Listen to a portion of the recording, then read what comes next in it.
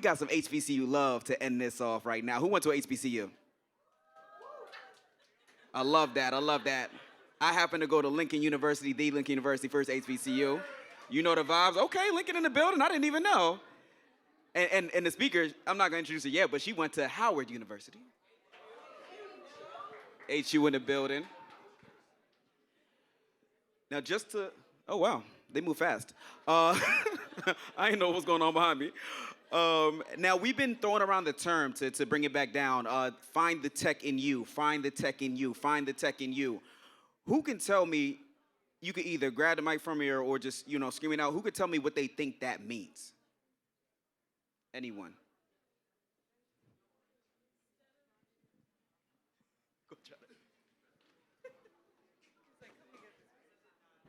I think find the tech in you is just taking a deep dive into yourself, figuring out who you are, what you love to do, and where you see yourself, and then looking at that and then saying, where can I find that in tech versus I want to get in tech, and then you feel intimidated by it. So then in the end result is you found your actual place in tech, doing what you want to do, being at the core of what energizes you.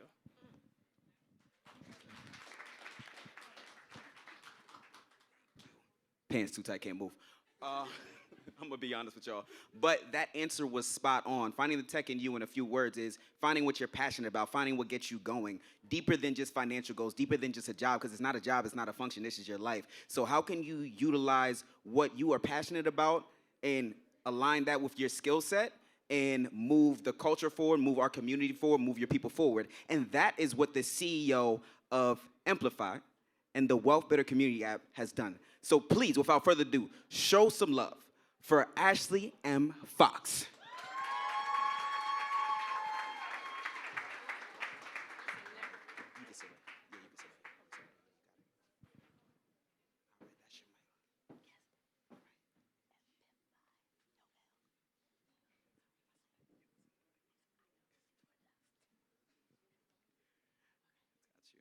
All right.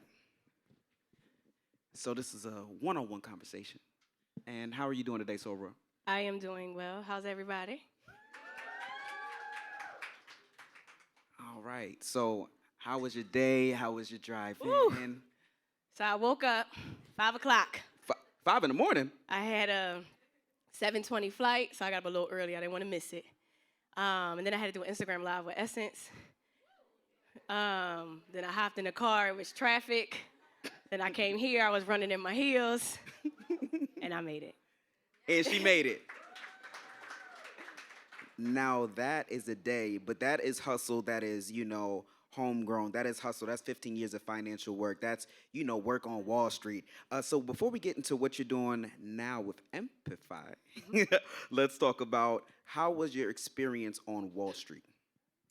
So I went to the best HBCU in the world, Howard University. Hold on.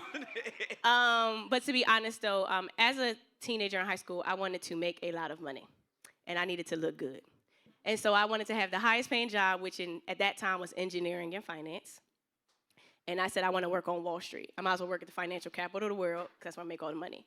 And I wanted to go to Howard. That was my first choice. And I don't know if you know, but on Tuesdays and Thursdays at that time, you had to wear suits. And so Howard taught me how to dress, how to eat at a table, how to interview, how to build a resume, my first semester in school.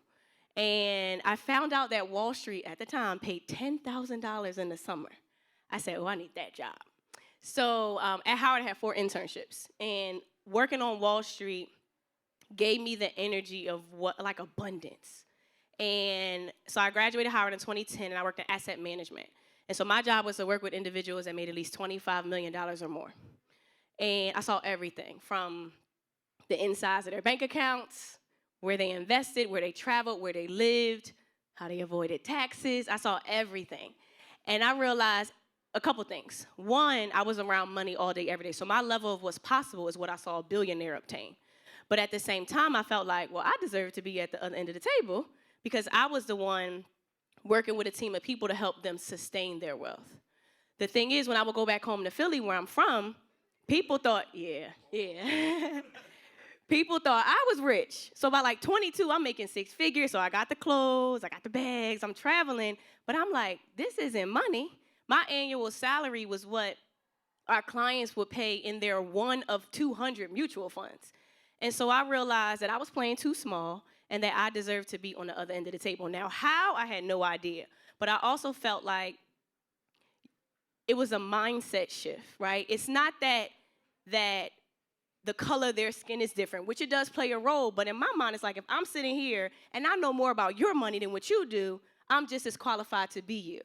And I felt like one of the things I noticed is that they all either invested in somebody else's idea or created their own idea. And I truly believe that is really how you build that top tier 1% wealth, right? And I was like, I want that. And to be honest, I always wanted to be a teacher. But teachers, in my mind, didn't make a lot of money. That's why I majored in finance. And so interestingly enough, I also wanted to major in psychology because I wanted to understand the hearts and minds of people. So now, running my company Empify, I teach finance, but in order for us to be effective, I got to understand the hearts and minds of the people that I serve. Let's snap a little bit. Snap, snap. Now, you talked about the mind shift, and you talked about, interest in psychology.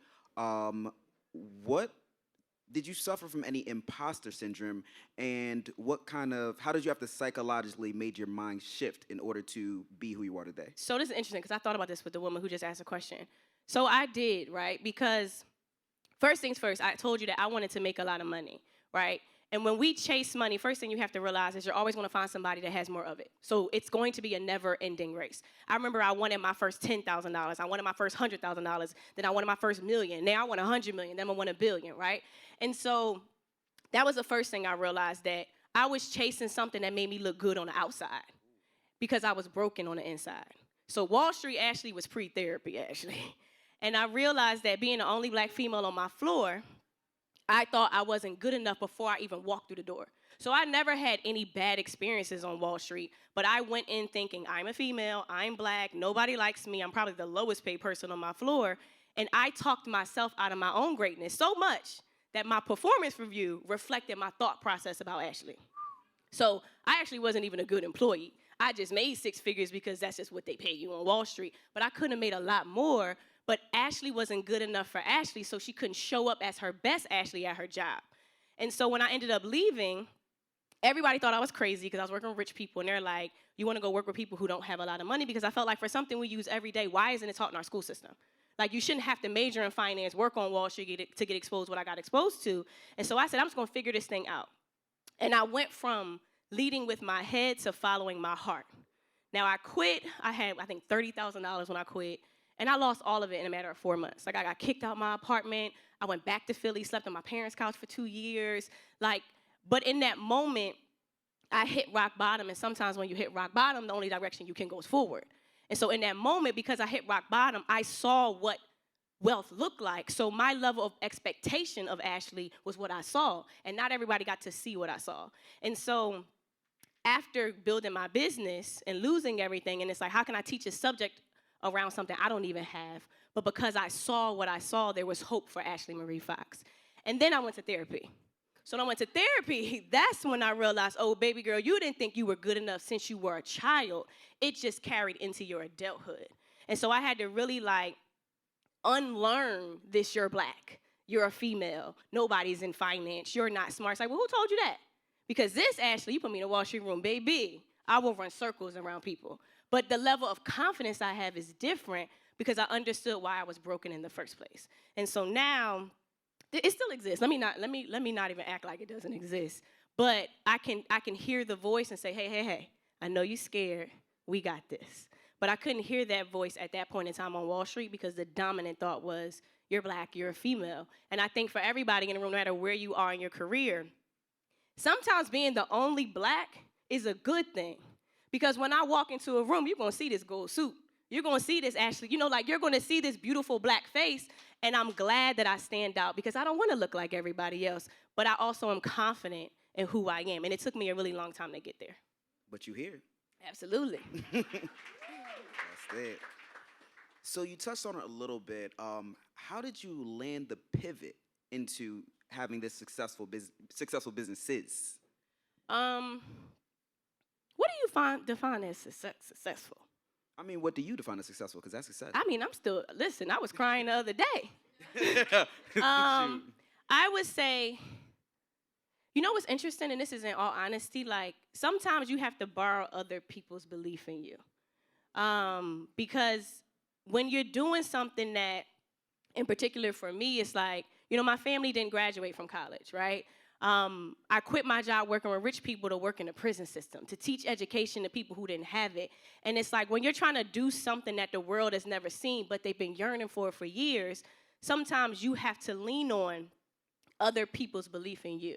So it's the social media followers, it's the you changed my life, it's the hey, I'm a financial planner, I just met you. I mean, I've been following you since 2015. Like those things remind me like the world needs your beautiful face because it's not enough of you. And just as much as we see a Oprah or Michelle Obama or that one person, woman, man, female, whoever, that gives us hope, it's like you have to wake up and be that hope for somebody else. So I think for me, it went from a dream in my heart to something that even when I try to stop, I can't because I done came too far. I can't go back, and I'm in too deep. I don't know how to get out because I tried. But I think for me, it's those little wins keep you going. It's like, ooh, girl, you hit this. If you hit your first 1,000, ooh, you can hit your 10,000. You get your 100. You hit your million, ooh, baby, let's do 10. And so I think the little wins help me keep going, but also the people who see me, because sometimes you don't see yourself. And when people see you, it's just like, I'm going to keep going because this is so much bigger than Ashley. Absolutely, absolutely. Now, you have a strong gift to teach, but you also have a strong gift to reach. Um, Bars. y'all crazy. So, y'all crazy. I gotta take a second. Some bars.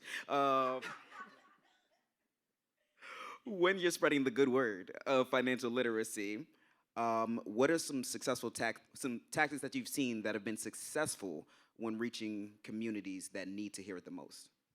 So one of the biggest things that I think that has helped me is when I learned Ashley, I understood you all. When I got to the root of my unworthiness and where I thought I wasn't good enough, and I overcame that, I have no problem sharing that. And when you share those transparent moments, people see, hey, she's just like me, right? And I'm also very intentional. Like, I remember when I left Wall Street, I said, I'm never wearing stockings. I'm never wearing a blue or black suit. Like, I told my stylist, like, put me out of my comfort zone, because when you think of money, you typically may think of a Caucasian man in, like, a trench coat. And it's like, if you don't see money, it's hard for the mind to identify with you becoming it. So it's like, in my mind, wealth doesn't have a color. So it looks like all of us. And it's like, well, the audience that I want to serve, how can I represent them in how I look? How can I represent them in my story? But I'm also not afraid to tell you what I've been through. Now, I will not tell you what I am going through because I feel like there's no value, and I can't give you value if I don't understand how to get through what I'm going through. But the moment I get through it, I have no problem telling it.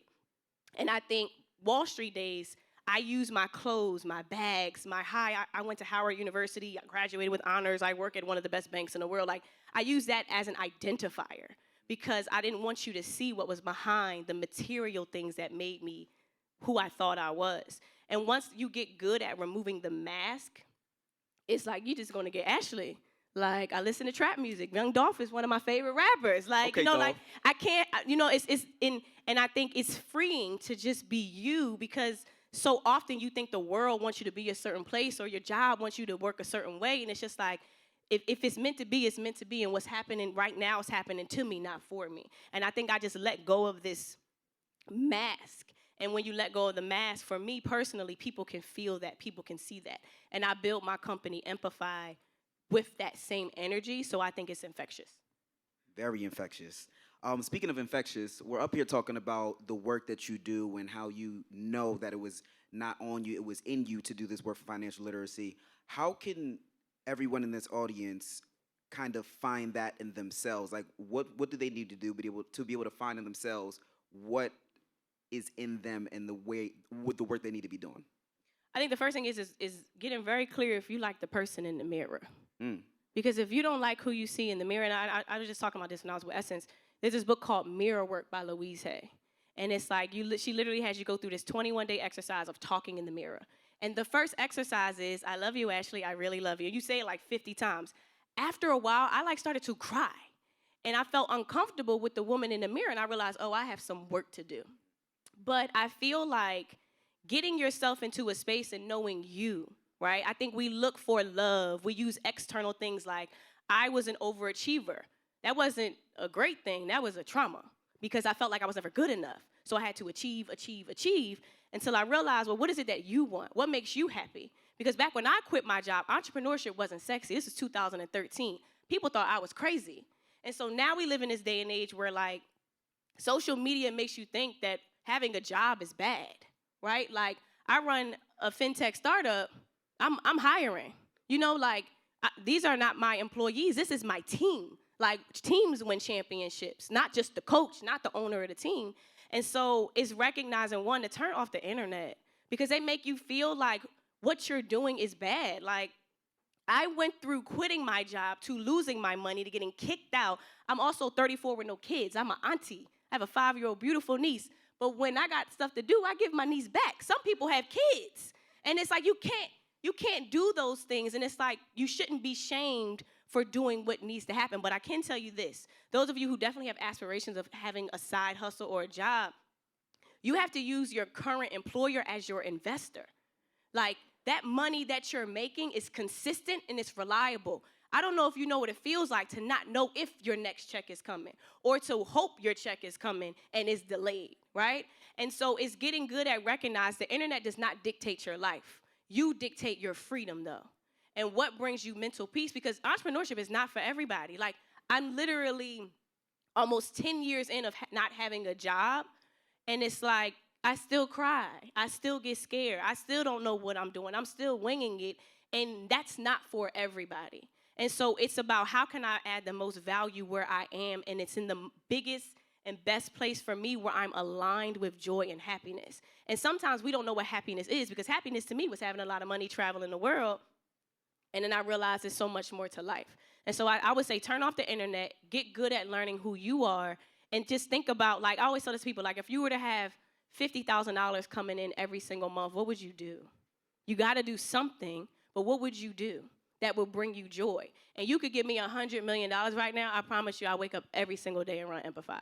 Like, it was never about money. That's when I started to make money. And so I feel like when you serve, whether it's with your job or, you know, the business that you have, whatever you're trying to do, add value because whatever you put out, you're going to get back. It sounds crazy, but it's really true. And I think I made the most money with Empify because I never started to make money.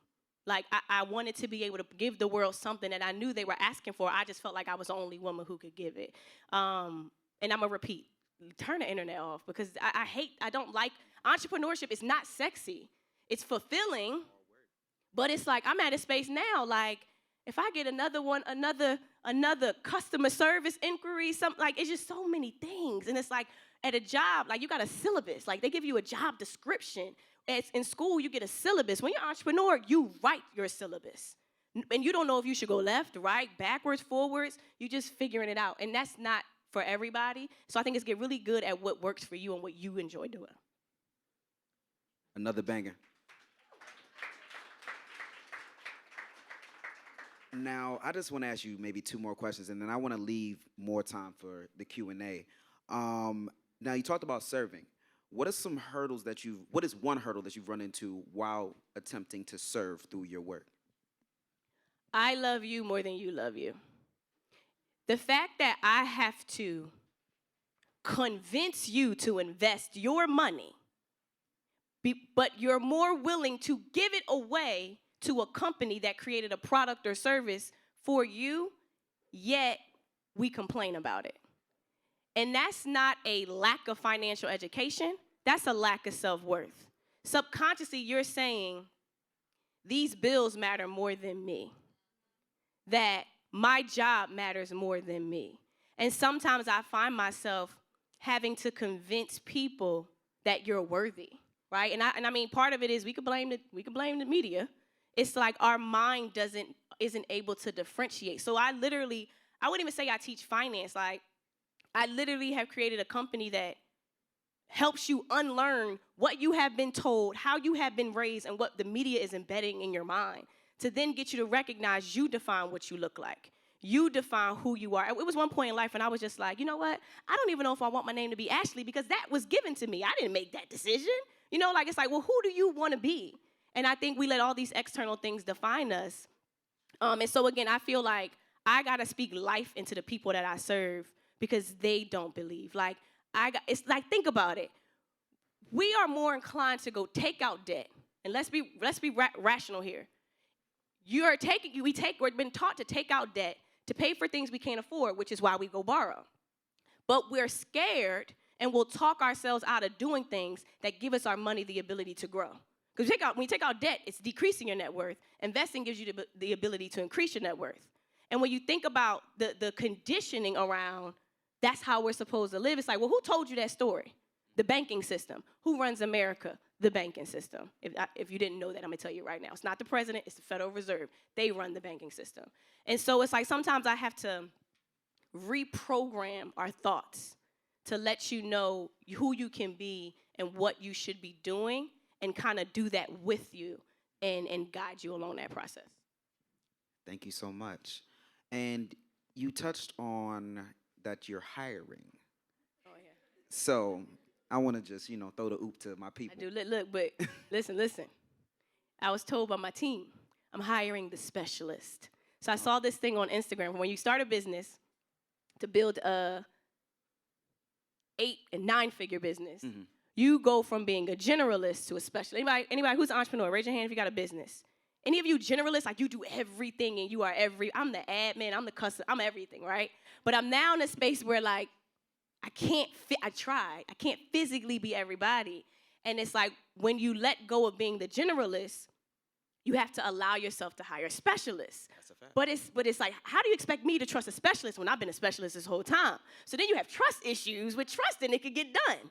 And so that's what I'm battling with right now, to be honest. And it's like, I need somebody who's smarter than me. I need you to tell me, look, baby girl, you've been doing it this way, but we can do this faster and better. And I'll pay for the smarter people. I'll give you benefits too. But for me, it's like I want to be everybody, and I physically can't anymore. And so I was told by my team, we want to hire specialists that are confident in their craft, believe in who we are, and say, hey, I want to be a part of this team because I know I can take you to another level. I respect that. And if that looks like you, then don't raise your hand. Make your move. If you're in marketing too, we could talk. We could talk. So you can talk to her after, but if you're gonna hit her up on LinkedIn, just slide in the DMs respectfully.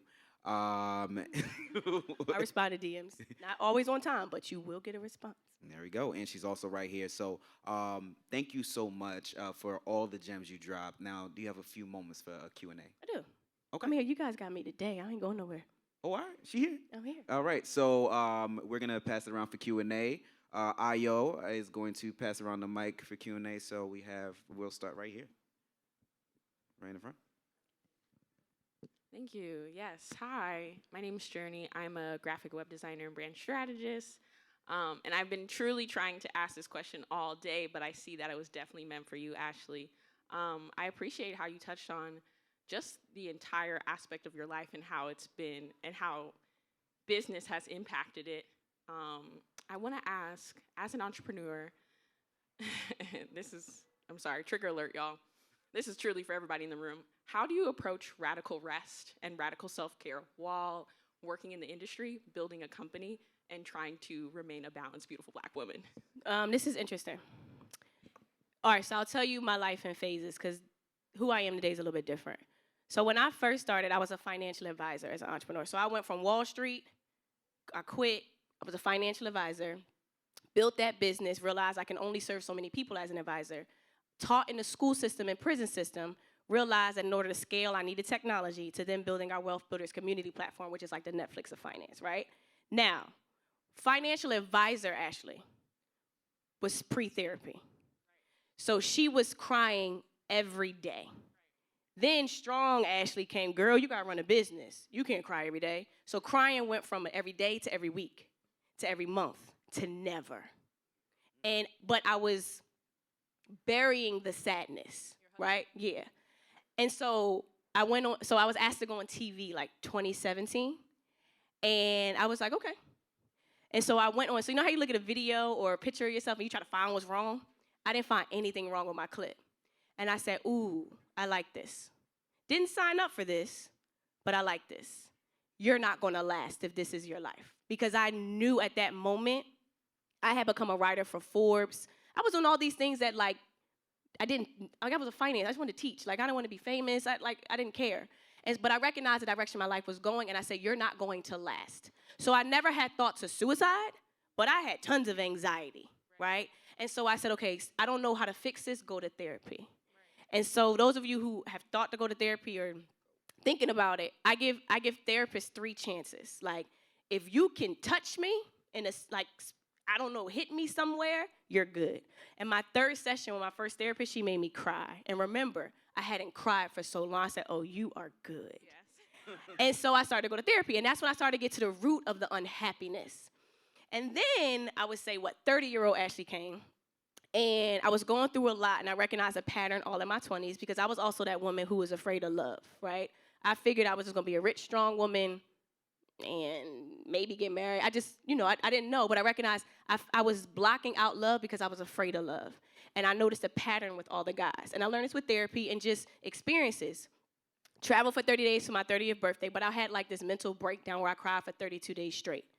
And it was points where I'm like, why are you crying? But I was crying all of the tears that I had never cried. So continuing with therapy, and I also have a spiritual advisor now because I kind of outgrew therapy. Therapy got you to the root.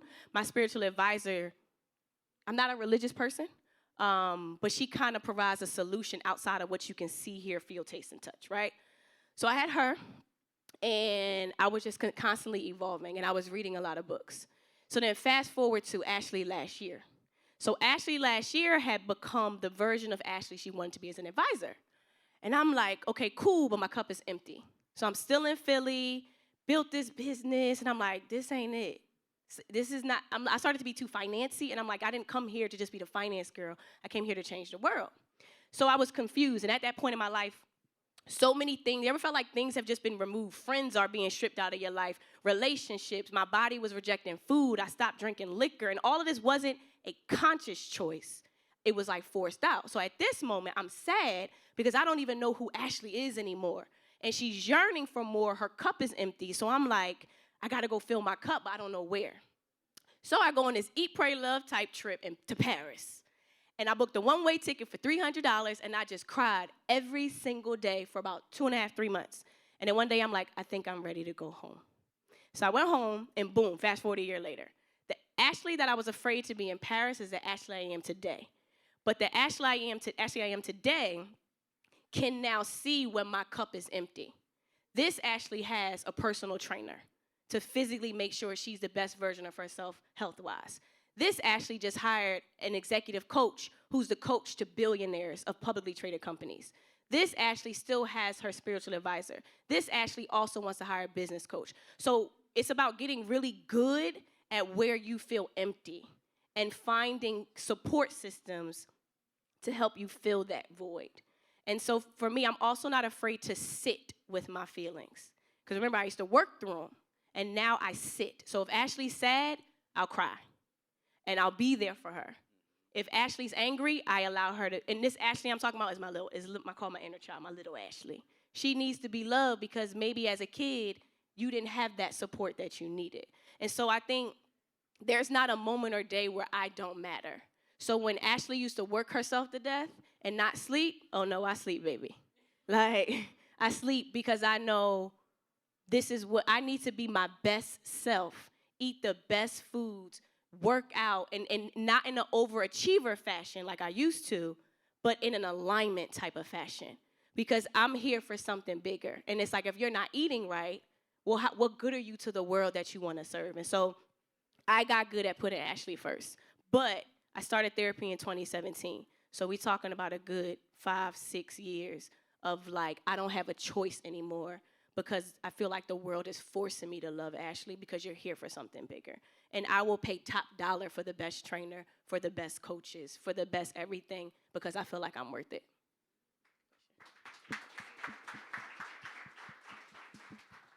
Yep. Thank you so much for the riveting conversation. I'm Winkuni Sion, also a Howard woman. There you go, baby. You better introduce You know yourself what I'm like saying? that, honey. Yes. CEO and co-founder of Politicking. But I wanted to ask you, you wear so many hats, and you write, you run this company, and certainly pour into your community. How do you go about streamlining your brand so people understand who you are? Like when you're out in the world introducing yourself, do you champion yourself as a writer, as a CEO, as a business leader?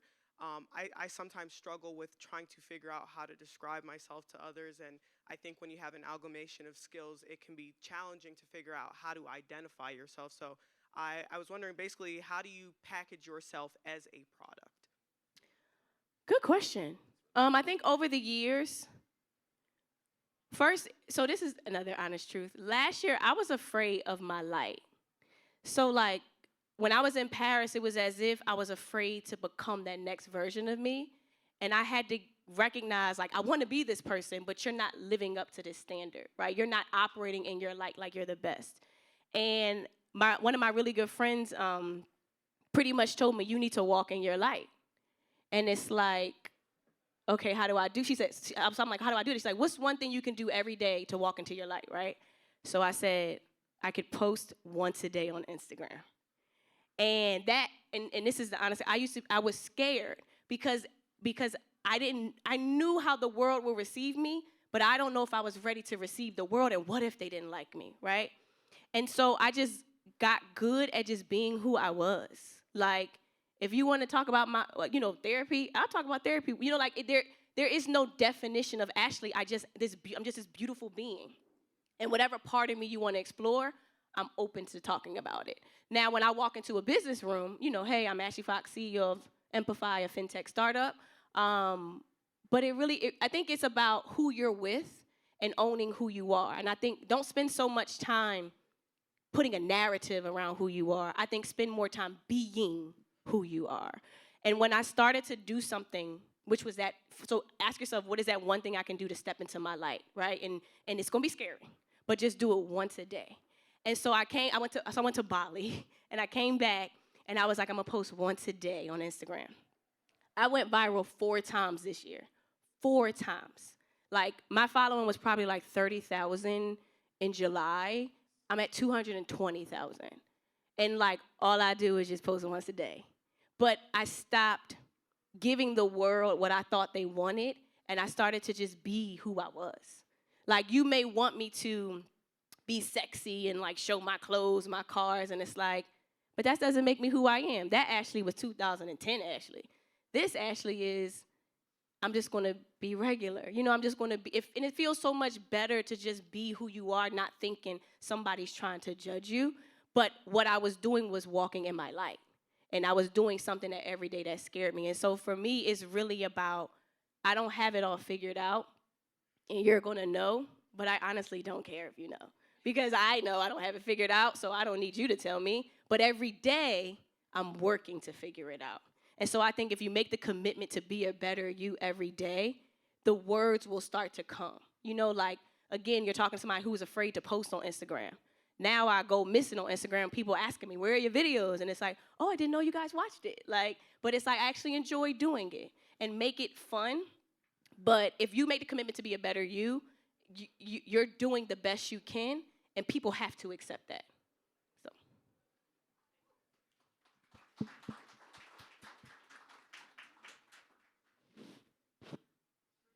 How you doing? I'm Michael Akinlasotu, and I just want to ask, what is the last project you've done that was fulfilling for you, that made an impact in the community, but also made an impact on you?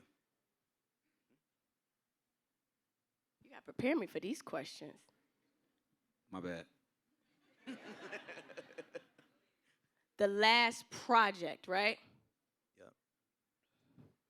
So I would say, all right, so there's this thing called a REIT, R-E-I-T. and it's a real estate investment trust. So it allows you to invest in a company that manages, owns, and operates commercial real estate, right? And every time you buy a share of a REIT, you get paid cash flow. So I don't know if you know any REITs in DC. Like, I live in Atlanta, so like Lenox Mall, right, is owned by Simon Property. Ever been to a mall? Simon is a REIT. You can own a piece of Simon, and every quarter they're gonna pay you money. You don't have to own the property. You don't have to do nothing. They're gonna give you some cash, right? So most people don't know what a REIT is, but most people want to get into real estate. So we create this program called the REIT Accelerator to show people how they can invest in real estate with less than $200. So this is our sixth cohort. So boom. This year, we launched our REIT Accelerator. Literally last week, the students just graduated. And this was the first time we, like, planned it. Usually, like, in the beginning, that's, like, for me, I'm getting better, but not where I want to be. I do things last minute, right? Like, we got a campaign coming out. We doing it 2 days before it drops, right? But we really, really, really, really, really planned it out. And I'm learning now, in order to scale a business, you got to slow down. And I come from a New York mentality where I know how to hustle. Hustling, to me, or for me, is a survival, like, lifestyle. You shouldn't have to hustle. You need to align. Everything will come to you. And so moving to slow Atlanta from Manhattan, where I feel aligned, it's like maybe the world is telling you to slow down. And so when we launched our last REIT program, my entire team, were forced to slow down. And when I slowed down, my video went viral. And we literally, like, what we made last year at Empify as a company, we did it in 10 days this year. And so, but in that moment, the reason it was very impactful is because I now see other Black finance people talking about REITs. And I know nobody knew what a REIT was, right?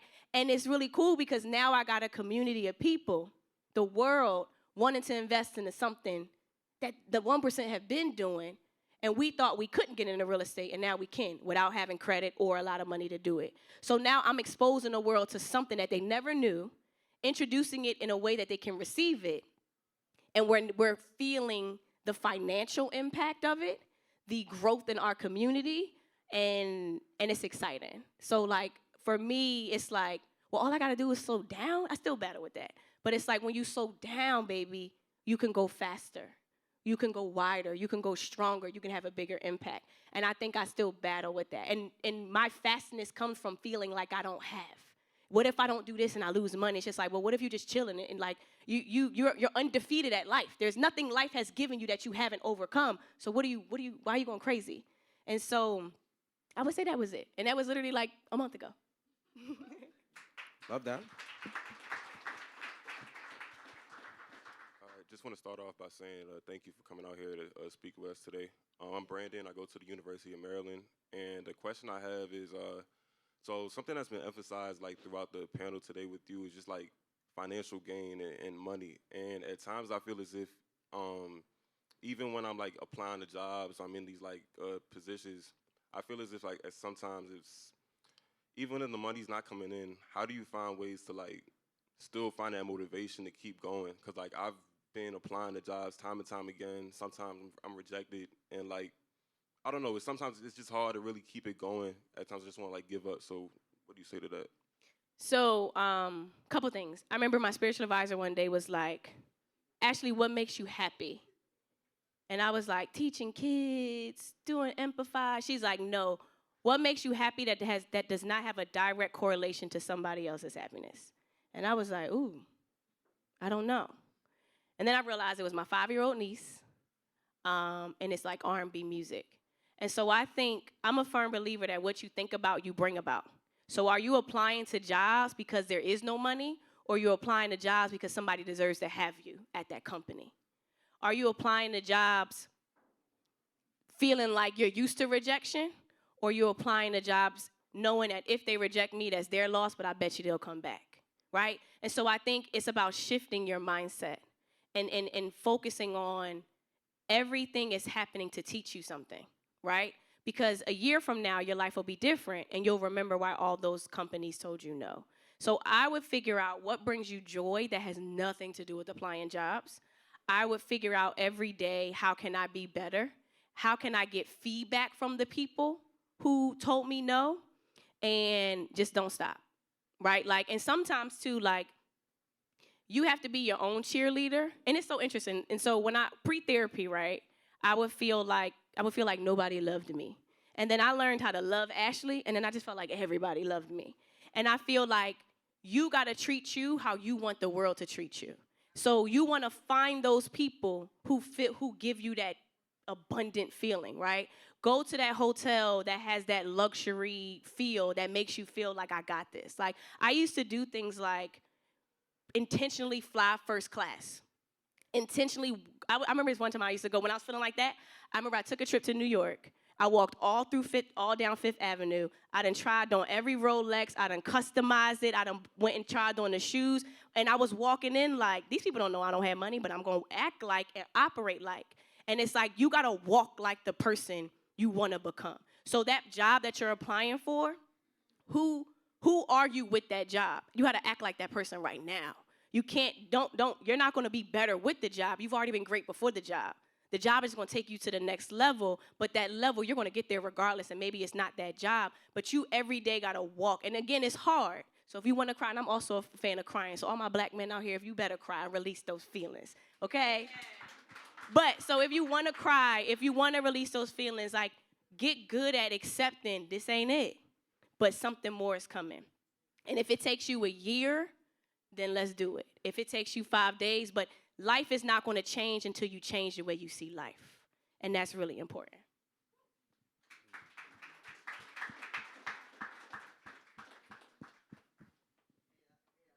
Hi. First of all, I want to say thank you for all your wisdom and gems. Thank you, fam, for everything you've given us. So the question I have is, for all my entrepreneurs and business owners, when do you know when to scale and start outsourcing resources?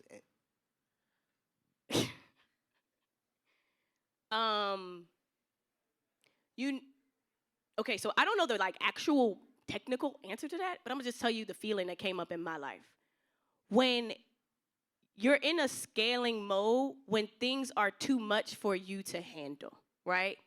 And sometimes that space is going to get excess capital. So raising capital, taking out a loan, things like that. Like, I've bootstrapped Empify to this point. But I remember there was a point where I didn't have the money I needed to achieve the things that I had to achieve. And I went to my spiritual advisor, like, I think I want to raise capital. Let me just raise $400,000. Like, I'm going to just raise something small. I could do it, right? I know they're going to give me money. And she was like, I don't like you doing this. And so I'm thinking like, she's hating on me or something. I'm like, what do you mean why? She was like, because it's coming from a lack mindset. You only want to raise capital because you don't have it. And so I'm like, okay, fine. Well, what do you expect me to do? So I just kept going. And it's interesting because on January 1st, I went viral on LinkedIn. And literally in like 60 days or so, I made the money I needed. And now I'm in a space where I'm telling my team, like, we don't need to raise capital. We got money. But I want to raise capital to build a better technology and things like that, and I got to get very clear. But now I'm in a space where it's like, I'm going to pick the investor I want on my cap table. But I'm coming from it not from a lack perspective, from a more abundant perspective. But I got to a space where I realized I could not physically do everything, and neither could my team. And we're still at that point. But you want to make sure you have those people that's shooting with you in the gym, and that's my team. My team does not make half of what they're worth, but they believe in what we're creating. And I also take care of my team too, so just always make sure you take care of your people. But I would say I felt like if I get another customer service email without a customer service department, I'm gonna lose my mind. But it's like, you decided to do this. If I get another question from somebody on my team asking me about some stuff I never even heard of because they went, like, other day I was looking at health insurance. I don't know how to read health insurance plans, but I got to figure it out. So it's like you accept that you have to do everything, and you find peace in learning everything you need to no longer do everything. But it hurts, because if I could tell you what I'm going through right now, it hurts. But it's like, when I think about Ashley crying in Paris, I would have dreamt to be the Ashley I am today. So it's worth it. And so I would say you either in that moment, you decide and go out to raise capital. You go out and take out a loan. But you're in a space where you physically can't do everything. And your business is growing. Like, we're growing tremendously that we can't even keep up with the growth. And that's what the scaling growing pains are. And again, it's up to me to decide, are we going to go out and make more money? Are we going to figure this thing out? Or are we going to go raise capital? And for me, it's like, I want to get clear on the vision. And then, I might Sarah Blakely it out here. I might not ever raise capital. I don't know. But again, it hurts. You can feel it. And it's a different type of feeling and pain and growth pain that you had when nobody would buy your product. Now it's like everybody wants the product. I'm trying to make it better for everybody, and I don't know how to do it. I didn't know how to get the people to want the product. Now I figured out how to do it. Now I'm trying to make sure everybody gets the product. And so when I tell people these things, they tell me I have really great problems. And so I would just say there's a feeling inside of trying to do, be, and have everything in your business. And it's like you're literally being pulled in all different directions. And that's when you go get advisors, you get mentors, participating in accelerators, and coming to things like this to fill your cup back up so that you can go back and take it to your company, take it to your team to figure it out some more. Clap it up. I believe that was the last question. Thank you so much for, you're welcome, for everything. I feel like there's 3 takeaways that I got from this. Thank you for letting everyone here know that it's okay to feel. Thank you for telling us that we need to heal. And thank you for continuing to show through just who you are as a person that our dream, the person we've been dreaming about, the person that we've been envisioning of, looking in the mirror, that best version of ourselves is real. So thank you for all of those things, and just continue to do the work that you're doing, because you're impacting everyone in this room, everyone watching streaming, and millions with your work. Thank you. You're welcome. All right, you good. Let's give her a big round of applause.